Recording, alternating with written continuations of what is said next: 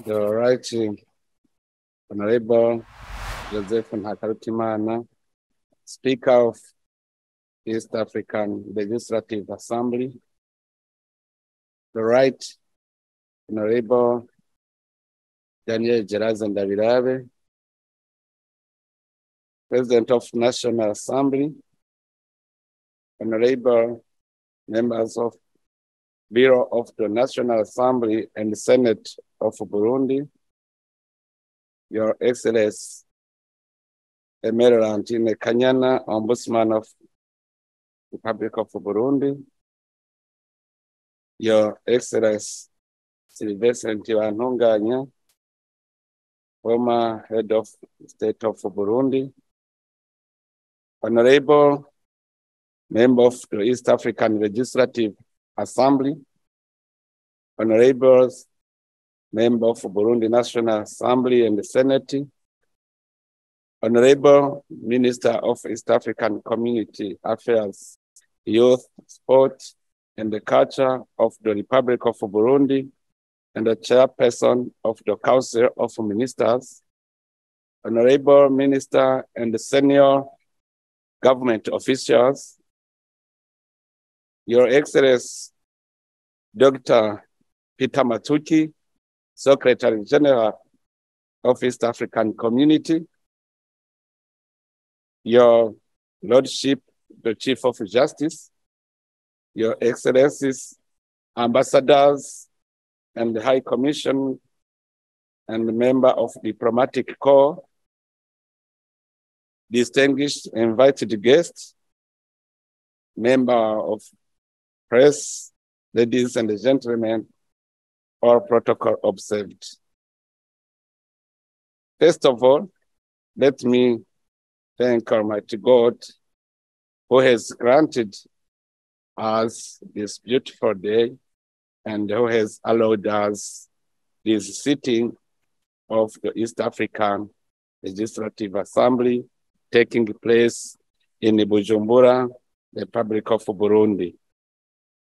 Excellencies, I'm very pleased to address this assembly this morning at the official opening of the third meeting of the first session of the East African Legislative Assembly to take place as from the 26th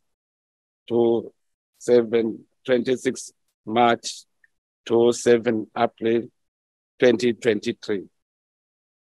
On behalf of the people and the government of the Republic of Burundi, and on my own behalf, I cordially welcome you to Bujumbura, economic capital of Burundi. I wish you to feel at home and enjoy the beauty and the hospitality of our country during your stay here in Bujumbura.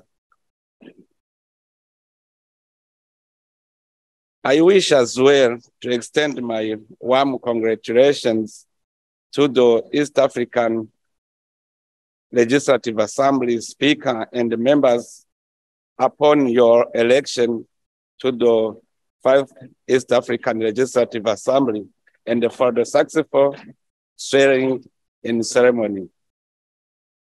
Honorable Speaker, honorable members, excellencies, distinguished guests, ladies and gentlemen, allow me to highly appreciate the role of East African Legislative Assembly in facilitating the integration process and the ownership of decisions taken within the community. The East African Legislative Assembly has a cardinal function in the progress of community objectives that encompasses the legislative, representative, and oversight mandate. In this respect, the achievement made so far would not have been possible without an understanding vision, and the leadership of the members of the East African Legislative Assembly. New developments have emerged since EALA last visited Burundi in 2016 during its plenary.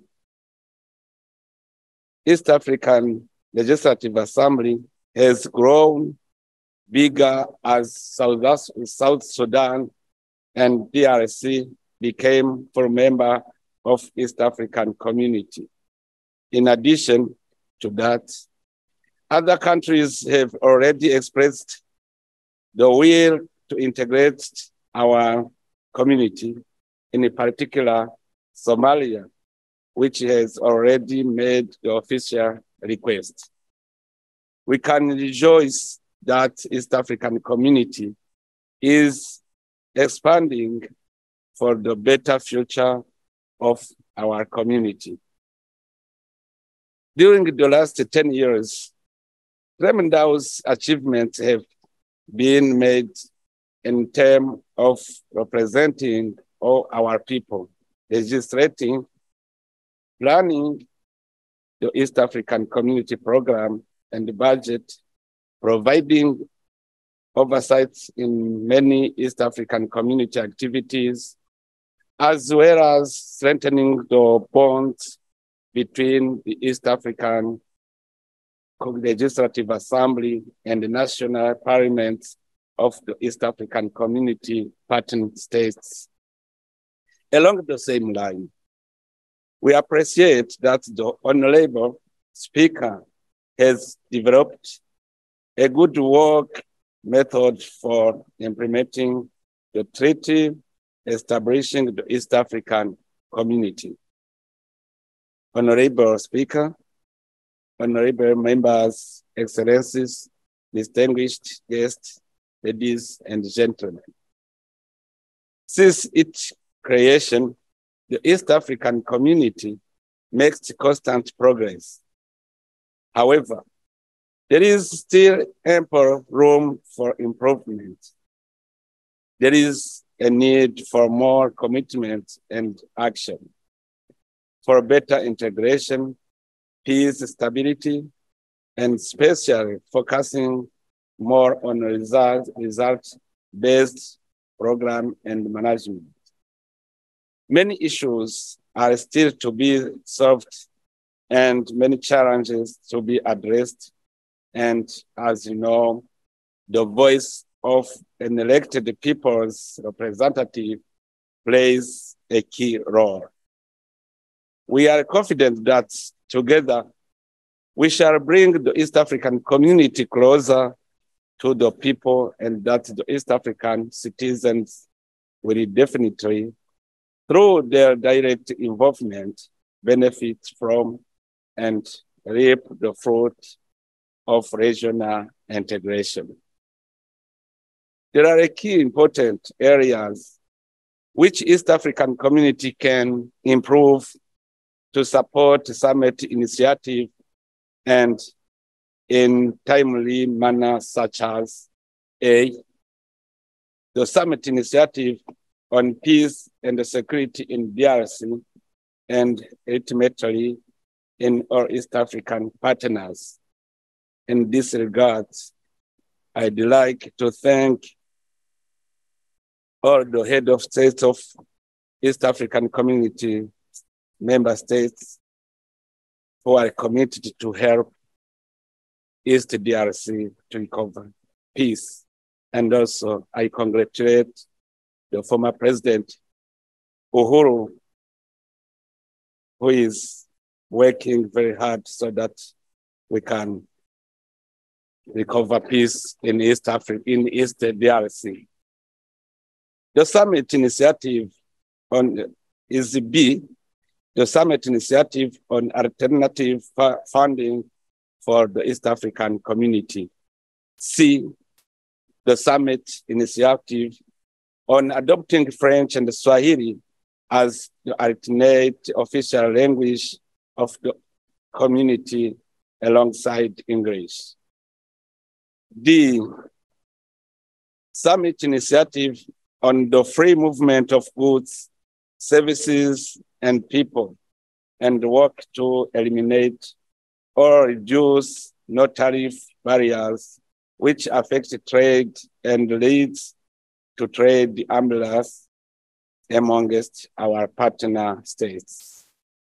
E, Summit initiative on how to enhance cross-border security.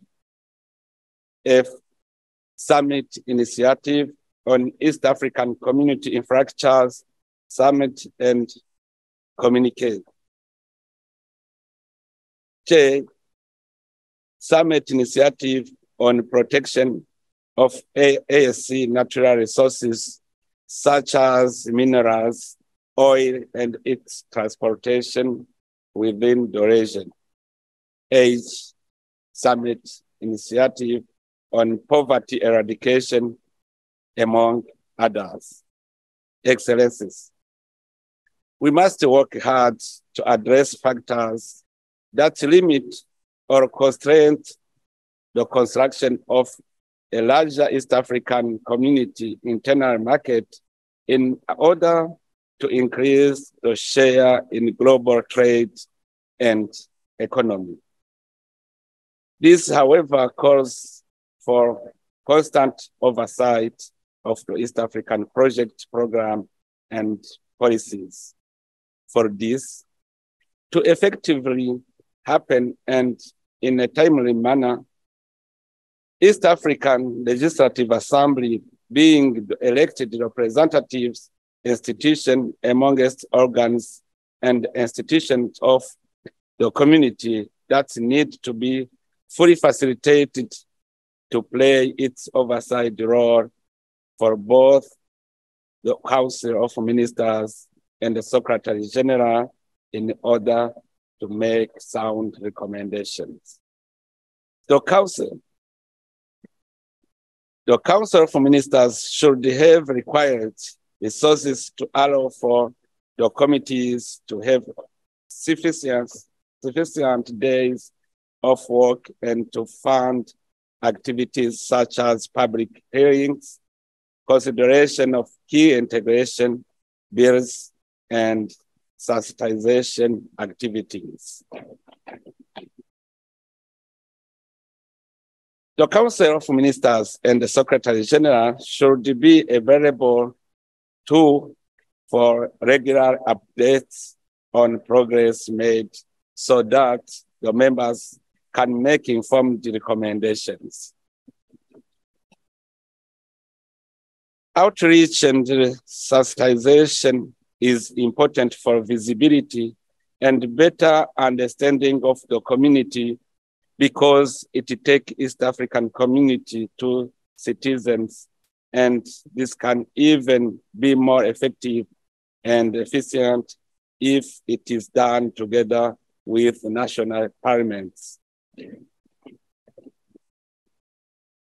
This will definitely require more resources for the East African Legislative Assembly to operate.